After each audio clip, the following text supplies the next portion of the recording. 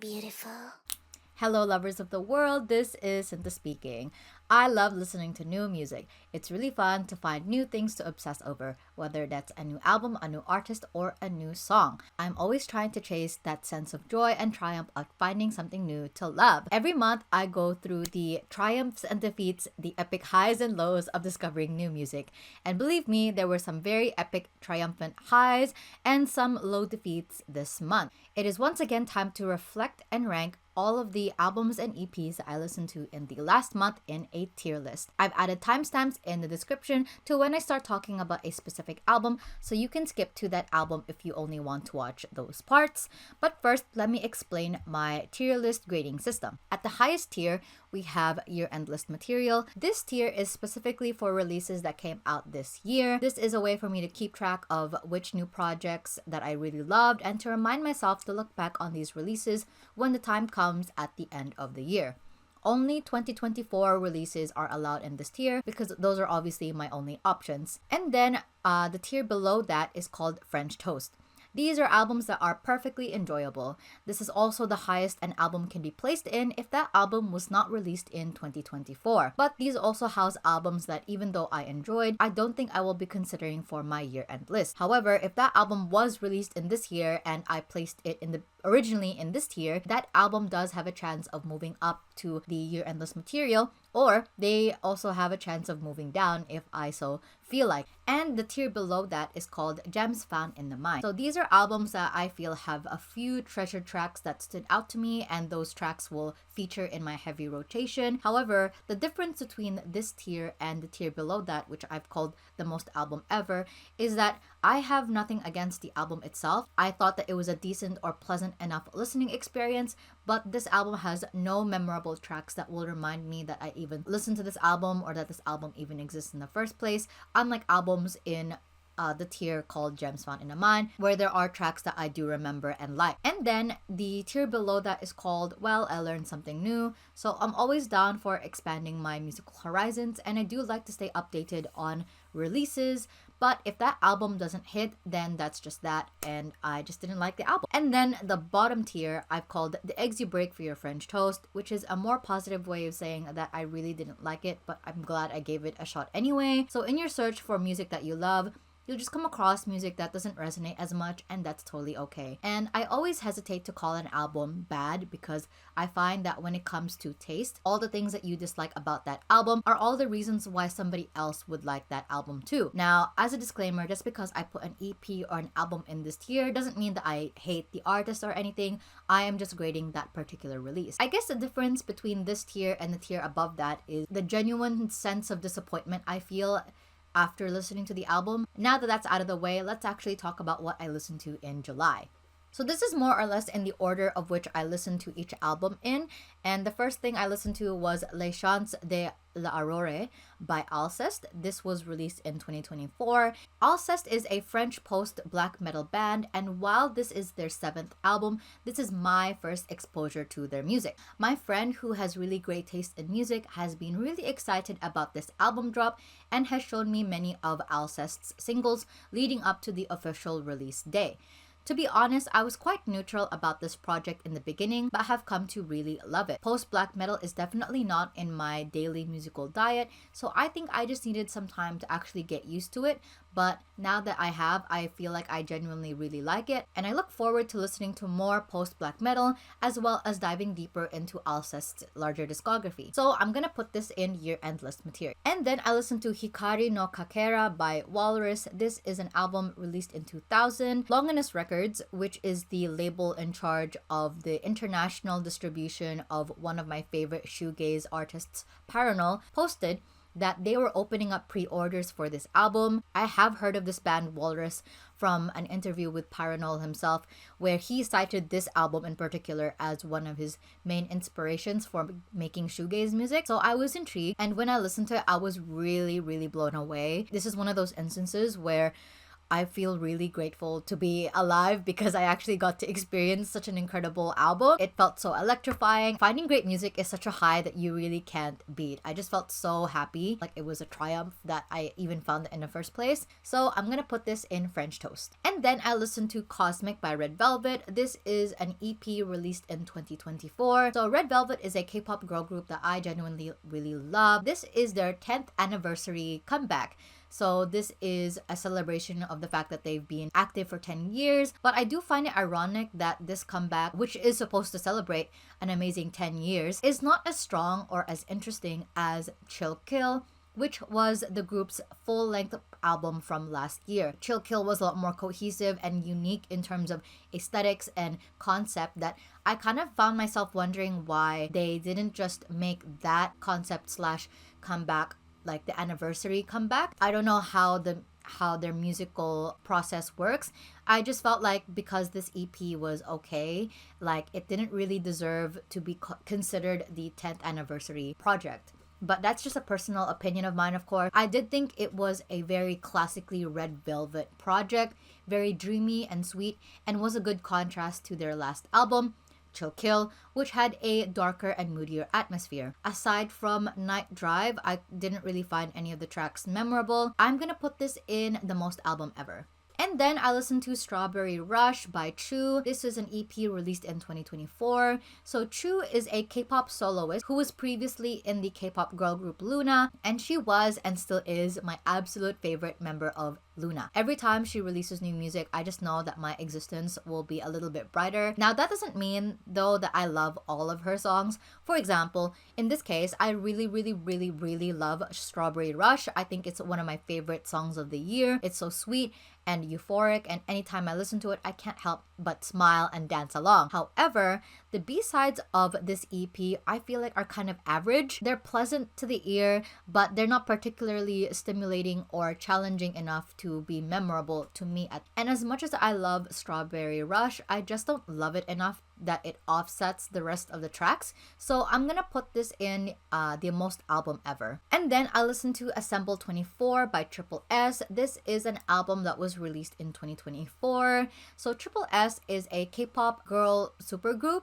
I think the group has ballooned to 24 members now, which is crazy to me, hence the name Assemble 24. I don't consistently follow Triple S because one, I can barely keep up with all of the music that they release, and two, I honestly don't feel that all of their music is memorable enough to warrant the dedicated attention, which is how I kind of feel about this most recent album. The album is pleasant to the ear, but again, not stimulating or challenging enough to be particularly memorable. I feel like this is a personal thing. These days, as much as I want to be entertained or to enjoy music, I also want to be surprised or feel that I've been changed after listening to the music, like I've become a different person. And I feel like, and as much as I feel that Triple S does release a lot of good music, it just doesn't spark a lot of excitement for me. So I'm gonna put this in Gems Found in the Mind. I think that there were a lot of good tracks in there, but again, there's just no way for me to differentiate this release with the past releases that they've done. And then I listened to Heatwave by Bronze Avery. This is an album that was released in 2024. I'm really happy to see another pop boy venturing out to make slutty pop music to listen to in the summer. I feel like after listening to Bronze Avery's music, it did make me realize that the pop girlies have had a monopoly on all the fun, and aside from maybe Troye Sivan, there really isn't as many colorful and joyful pop boys making fun dance music, which is why I'm really glad to see another pop boy enter the arena. And it's a black man too, so we love black queer representation. I really enjoyed this. I think it's a very cohesive album, but all the songs still stand out individually. Very enjoyable, very catchy and fun, so I'm gonna put this in year-end list material. And then I listened to Match My Freak EP by Tinashe and others. This is an EP that was released in 2024, following the release of Tinashe's viral hit single Nasty, which I really loved. And I guess Spotify could tell because they recommended me this EP of remixes from other producers. And I was really curious to see what these producers would do with Tinashe's song. So I listened to it, and I guess all I can really say is that my curiosity was sated. I'm gonna put this in at least I learned something new. And then I listened to I Sway by I-dle. This is an EP that was released in 2024, and it's I-dle's second comeback of the year, following their bombastic singles Wife and Super Lady, both of which I actually really enjoyed. Klaxon, which is the title track of the EP, is a fun, silly song that I can appreciate because it's doing something slightly different to what all the other K-pop groups are doing this summer. However, I did find the other B-sides of the single to be quite average, so I am just gonna put this in at least I learned something new. And then I listened to Symbolic by this metal band named Death. This was released in 1995, and basically I asked my friend for a metal album recommendation, and he certainly did not disappoint. I really enjoyed this project. I listened to this at the right time. I'm very much a mood listener, and listening to this album scratched an itch I didn't realize I had because I was feeling a little bit down in the dumps in the beginning of this month. I remember in the past a few times I have tried to get into metal music, but I felt kind of overwhelmed by it. So that's why I feel like I've never fully invested in learning more about the genre until now. So I'm pretty glad that I listened to this at a time where I felt ready to receive it, and at a time where I feel like my musical tastes have broadened enough to actually accommodate this new sound. I'm hoping to further incorporate metal into my musical diet alongside learning more about this band. So I'm gonna put this in French toast. And then I listened to an EP called If This Is Love, I Want a Refund by Kino. This was released in 2024, and it follows Kino's departure from his previous entertainment company, Cube Entertainment. And Kino is actually a soloist who originated from the now disbanded K-pop boy group Pentagon, and I really enjoyed Pentagon. They were one of the few boy groups that I kind of followed every now and then when they were active. Now this is Kino's first EP after signing into a new company, and to be honest, I really appreciate this EP. It's pretty solid. It's not the best that the year has to offer, but I genuinely think it's a great enough album that I would be happy to recommend it to people, and I'm gonna put this in French toast. And then I listened to Romance Untold by Enhypen. This is an album that was released in 2024. Enhypen is another K-pop boy group that I very inconsistently follow. I don't like boy groups in general anyway, and my interest in Enhypen goes up and down depending on whether or not I'm even aware that they're releasing something, or whether or not I enjoyed the last comeback enough to check out what else they have to offer. I kind of like the title track, and I also really like the B-side Paranormal, but other than that, I was really not that impressed by the album. So I'm gonna put this in At Least I Learned Something New. And then I listened to How Deep Is Your Love by Korean R&B artist Dress, and this was released in 2024. I was not familiar with Dress, the artist. I actually can't even remember how I came across this project. It might have just been recommended to me by Spotify, but if that's the case, I'm really glad that they did, because this is a pretty solid R&B album. I really enjoyed this. I'm gonna put this in your endless material. And then I listened to Charm by Clairo. This was an album released in 2024, and I was a really big fan of Clairo back in 2018, 2019. I specifically loved her bedroom pop era, Flaming Hot Cheetos, Pretty Girl, Forever, and I even got to see her perform live at the Auckland Laneway Festival. I really liked her music at the time, and I really liked her as an artist, which is why it was really bittersweet for me when she released her debut LP, Immunity, and it sounded like nothing I wanted from her. Then she has fully leaned into the soft and sleepy, contemplative indie folk genre.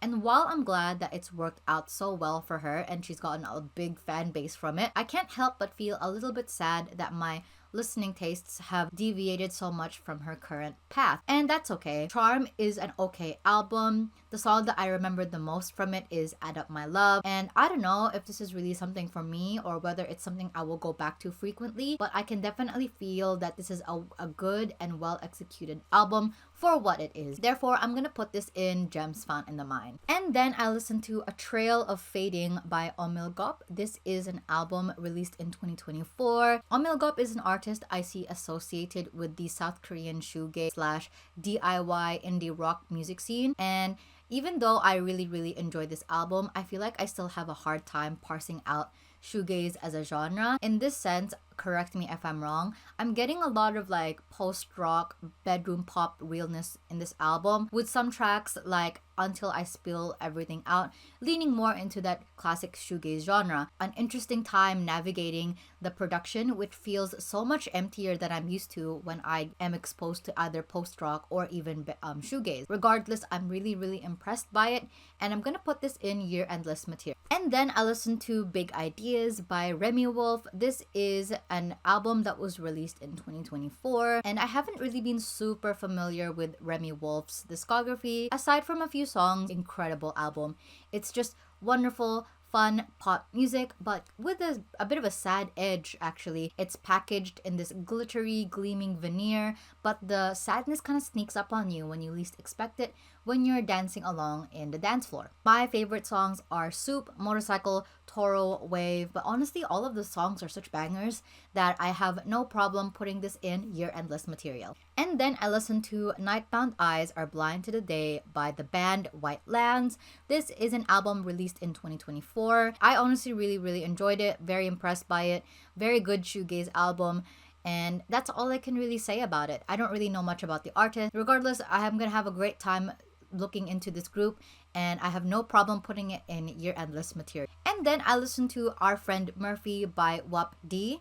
Now, Wapddi is a South Korean musician, and oh my goodness, I really love this album. Oh my god, I'm really blown away. This is one of those instances where I'm pretty sure it's gonna stay in the final list, but for now, I'm gonna put this in year endless material. And then I listened to Feel Good by Bini. This is technically an album released in 2022. Bini is a pop girl group based in the Philippines. While I've been aware of Bini's presence for a while now, they have really exploded in popularity this year with their two singles, Pantropico and Salamin, which I will talk about later on. Before these two viral hits, there was Feel Good, which to me was the song that I actually discovered them through. I discovered Feel Good through the music video, and I really loved it. It was like my kind of pop music.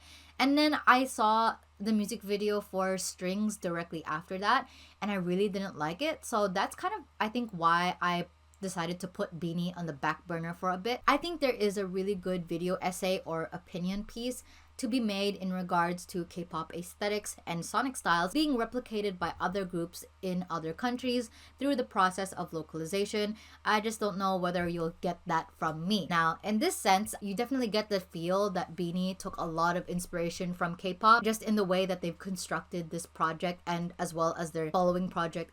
So the first track is called No Fear. It's an interesting introduction to the rest of the project because it's basically so in your face. And to me, it's camp because it's basically 2010's recession pop repackaged. And then the song after that is Lagi, which is my favorite, absolute favorite song from Bini so far. It's beaten up I Feel Good as my favorite track of the EP because these vocal harmonies are just so delicious. And there's this like video that I found of Bini doing like a dance and vocal practice, and they're just such amazing singers. I'm so blown away by them. Feel Good is still a really great song though, and I honestly would prefer it over Salamin and Pantropico for sure. And then there's Huwag Tayong Umuwi, which is an incredible song. It's by far the best display of the group's vocals and versatility. And then Strings is definitely their worst track. It does not fit with the rest of the songs, but I do understand why they have this at all, making sure that people know Bini can do lots of different songs, styles, and can pull off aesthetics. But what I don't understand is why Lagi and Strings have different versions on the EP. I know that they're just trying to like extend the length of the overall EP by adding two random songs, but I don't know, I just feel like the versions that we got were not even that interesting to be warranted to exist, and they certainly don't contribute anything meaningful to the overall EP as a body of work. Like I said, Bini definitely took a page from K-pop's book of throwing random songs together that best shows what the group can do, in which case I feel like I can't really be too hard on them for being a little bit all over the place and for not having more coherent direction in their first debut EP. If you ask me, I think Feel Good should be classified as an EP. That's how little tracks there are on the album. So despite the very clear duds, I am too genuinely fond of the first 4 tracks to knock off too many points. Therefore, let me just put this in French toast, okay? And then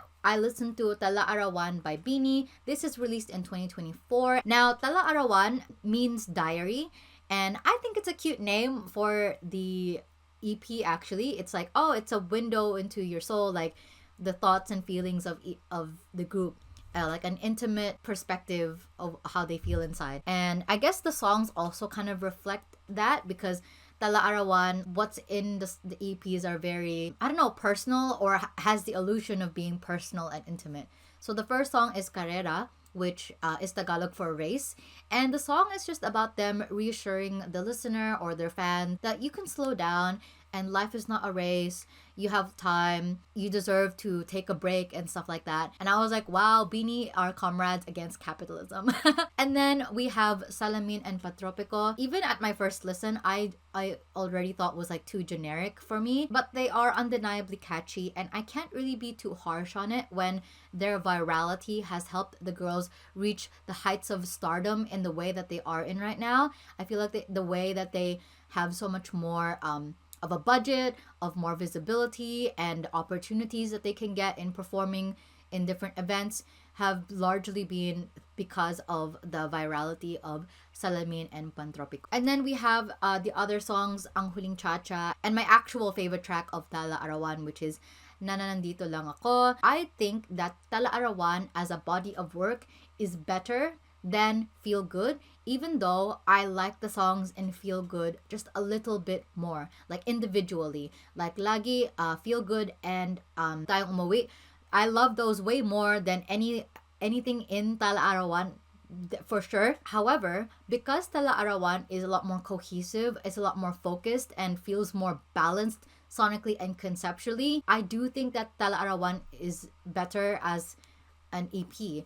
And I do hope that this is kind of the trend that will stay as Bini continues to be more active. And I hope that while they do every now and then experiment with different musical styles, I genuinely feel that they are finally coming into their own with their musical identity. And I'm really looking forward to what Bini has in store for us. And then I listened to Big Leap, No Faith, Small Chancer by Esme Emerson. This is an EP that was released in 2024. And I basically found this group through Instagram Reels. They are a British-Chinese brother-sister duo. Lush indie pop that takes inspiration from Britpop as well as dream pop and grunge, alternative rock, and even bedroom pop.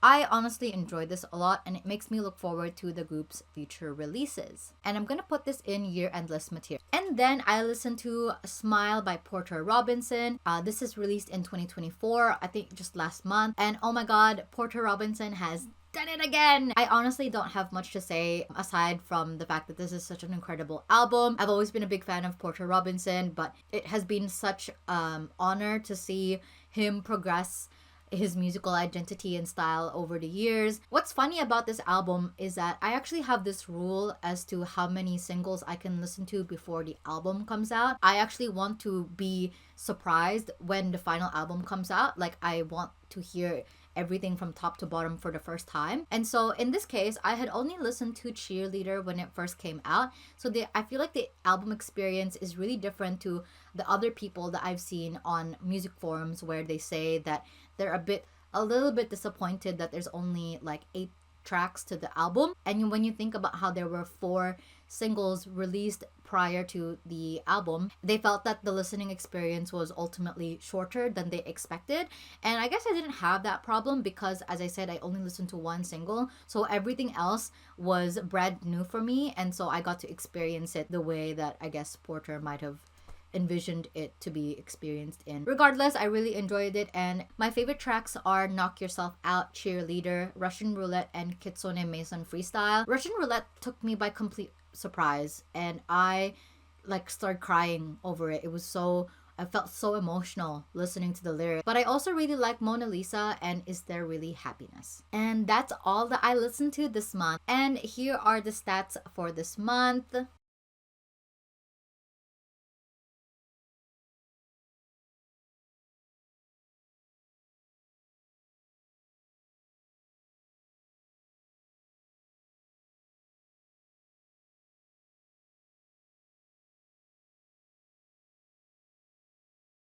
Now, before we go, I just want to shout out the band t-shirt that I've been wearing. This is actually from Lord's Solar Power Tour, and I'm really annoyed that this is the only design at the front because the back design is so much better. I'll show it in a second. But otherwise, thank you so much for watching. If you enjoyed the video, please hit the like button. I'd really also love to hear from you guys what your thoughts were on the projects that I talked about in this video, or which album you think I should listen to next. If you want to see more of my work, you're welcome to subscribe so that you don't miss the next video that I make. My social media links are down in the description alongside my Patreon and Ko-fi pages if you want to support my work financially. Otherwise, I can't wait to share my love with you next time. I will see you guys soon.